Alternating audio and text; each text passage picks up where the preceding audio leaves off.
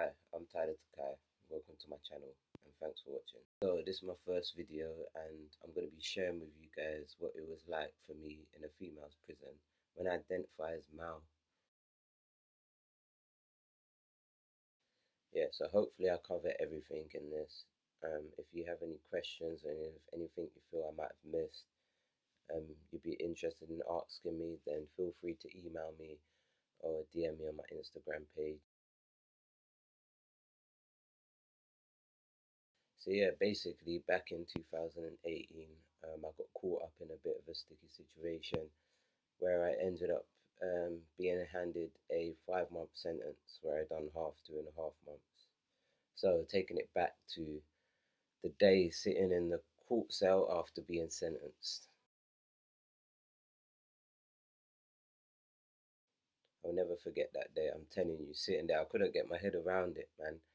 Sitting there thinking, what am I gonna do? My mum was sitting outside as well. Like, I can't lie, I sat there, I've cried for a bit and whatever else, but then it just ticked in my head. I thought like, right, there's nothing you could do. You can't get out of this. You've got the time. You just got to do it and just, yeah, just try and turn this negative, what I felt was a negative, into something positive now. So yeah, sitting in the court cell after being handed my sentence, I was waiting to be taken to prison, basically to serve the sentence. I had an officer come to the cell and they actually asked me of what I identify as and what I would like to be identified as, and they also asked me which prison I would prefer to go to, a male or female's prison. To answer that question, it didn't take me much thought. My answer straight away was no. Basically, just based on the general fact that I hadn't had surgery. I still haven't, unfortunately, had surgery yet. But at the time, it was a no because I felt vulnerable. I felt me going to a male's prison and I hadn't had surgery as yet. And if anyone had found out, I felt like I could be vulnerable. But then on the other hand, I didn't think of all the questions and everything that was yet to come by going to a female's prison in that sweatbox. Literally, it's a sweatbox.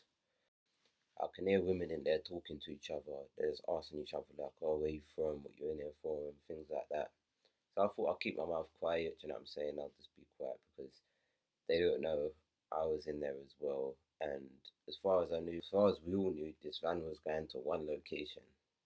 Yeah, and there's no mixed prisons around, is there? Not in this country. So yeah, just before we arrive, and I mean about a good 2-3 hours in this sweatbox, me like an idiot, I go and ask for water.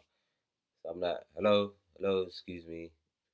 Then I hear one of the female inmates ask, "Oh, is this a mixed van or something?" Then the officer had a cheek to say, "No, you're all female in here, you're going to the same place." From she said that, I spoke up, I said, "No, I'm transgender male, thank you." And that's when everyone just went quiet, literally. So yeah, we finally get there, we get out of the van.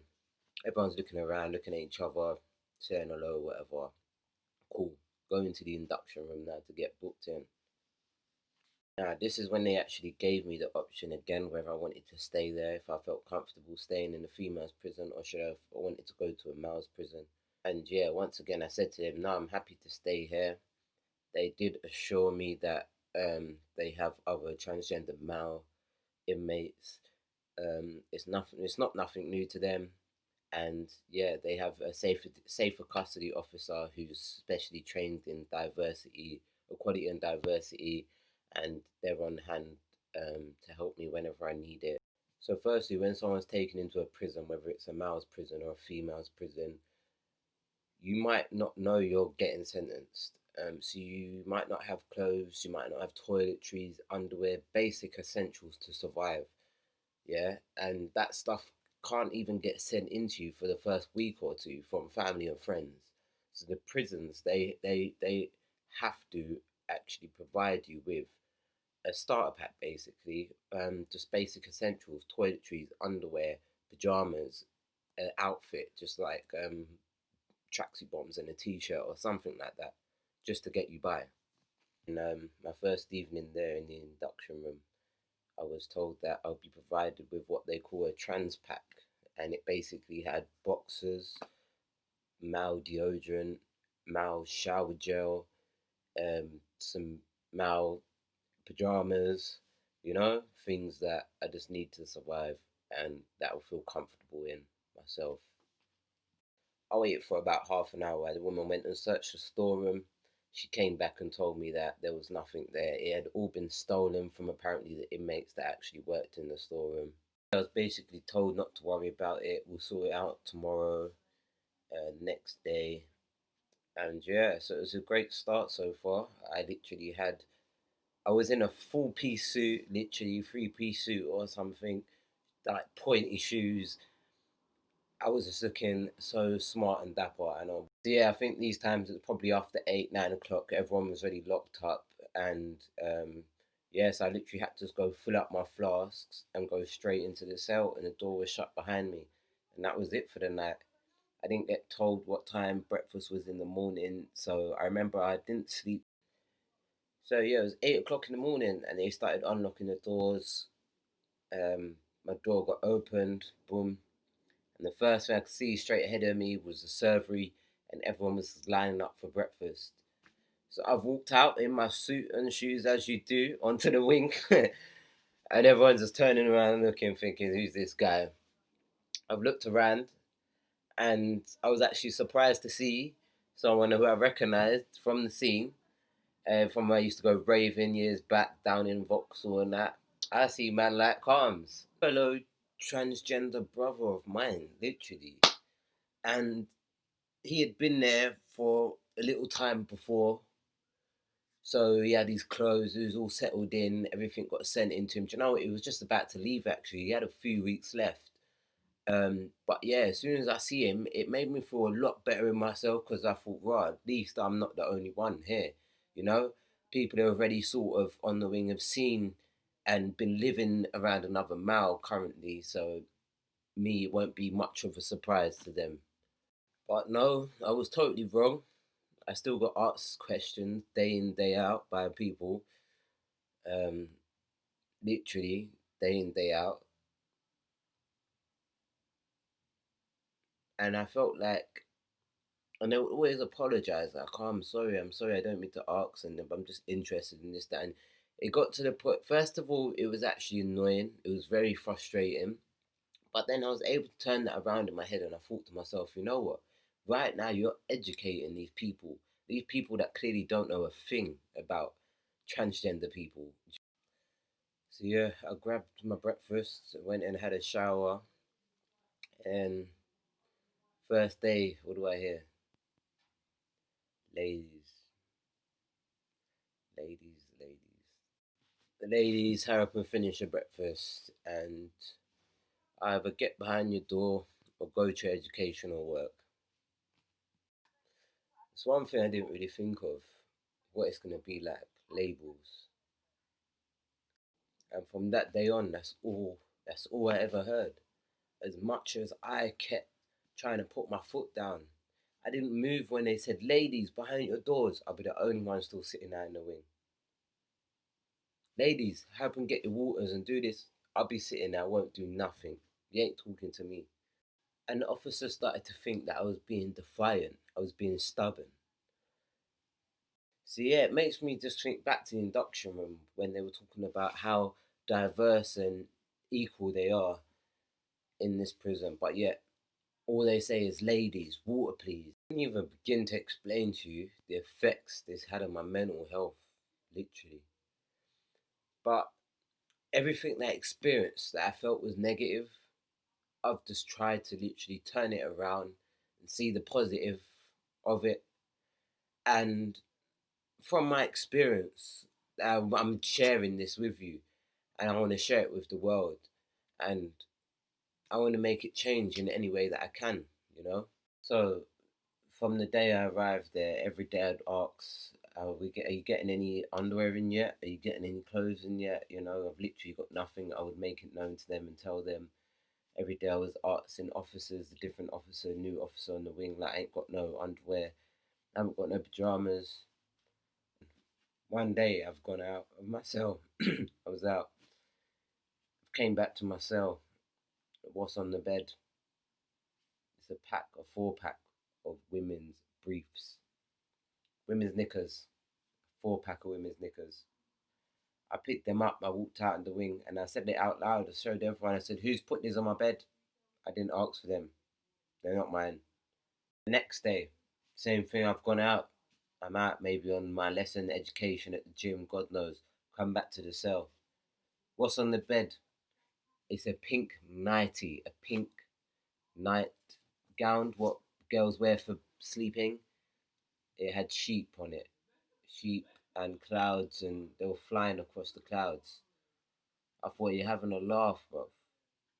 This is not mine. Who put this on my bed? So when I took it out the side, I said, who put this on my bed? I hold my hands up. I'll be honest. For the first 3, 4 days, I was literally in the same clothes, same underwear. There's nothing I could have done.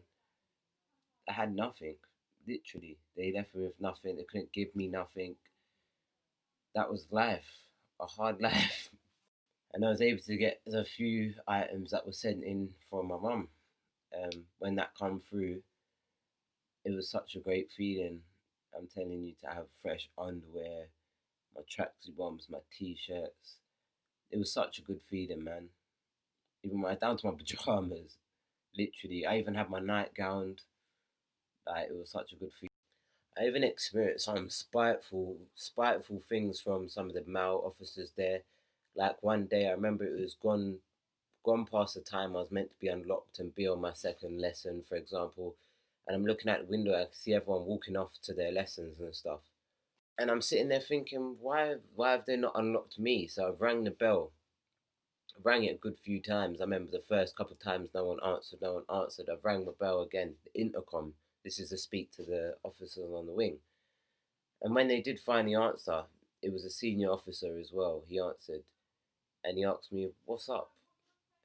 And I turned around and I said to him, "Look, bruv, like, I meant to be out on my second lesson." Do you know what his reply was?